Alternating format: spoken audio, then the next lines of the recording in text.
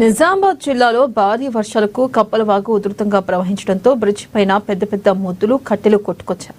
గ్రామ కమిటీ సభ్యులు జేసీబీ సహాయంతో తీసివేశారు. మళ్లీ కట్టెలు రావడంతో బ్రిడ్జ్ మొత్తం బ్లాక్ అయింది.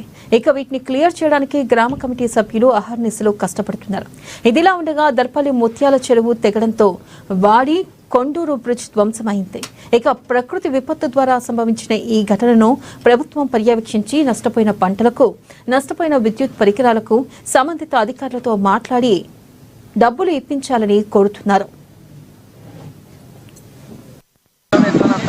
ఈరోజు చిన్నవాల్గూడ గ్రామంకు ప్రకృతి వైపరీత్యం వల్ల ఈ వర్షాలు పడడం వల్ల పైనుంచి చాలా వరద వచ్చి బ్రిడ్జి మీద పూర్తిగా చెత్త నిండిపోయింది.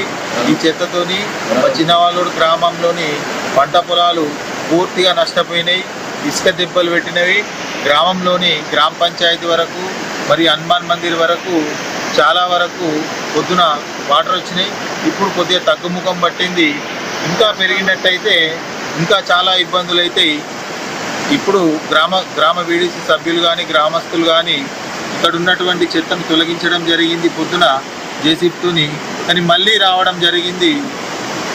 దీనికి గవర్నమెంట్ అతి తొందరగా చర్య తీసుకొని మా గ్రామాన్ని కాపాడాలని కోరుతున్నాం. భారీ వర్షాల మూలంగా నిజామాబాద్ జిల్లాలోని సిరికొండ మండలంలో అనేక గ్రామాలు జలమయమై పంటలు నీట మునిగి రైతాంగానికి ప్రత్యక్షంగా అదేవిధంగా గ్రామాల్లో ఉండేటువంటి పేద వర్గాలకు చాలా నష్టం జరిగినటువంటి పరిస్థితుల్లో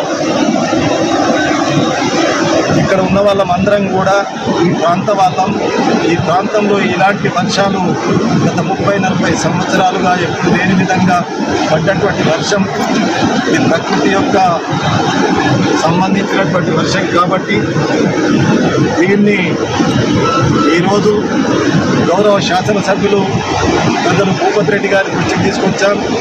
భూపతి రెడ్డి గారు వచ్చి పునాదిపేటలో అక్కడ ఉన్నటువంటి పరిస్థితులు ముత్యాల